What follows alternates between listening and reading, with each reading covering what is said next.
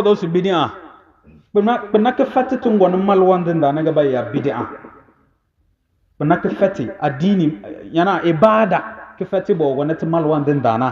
ballam sisi bo yulada bika soto to so bala annabi to so bala yana we no lam bid'a na nda bigege benya na mboze ko shin kudu mu kawai iso sai din yanzu na nya dana lam ya bo nyo guru mu na sa ni bo do so besege isa ne bo do na so bese to kana nyo gwana nyalla na nabi mo do na so balakle ai to we no do na so balakle nyallam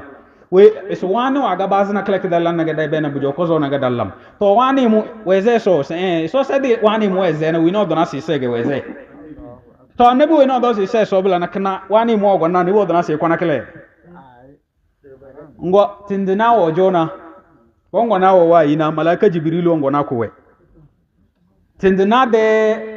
kede yanina bla na muhammad sallallahu alaihi wasallam annabi wajen fitina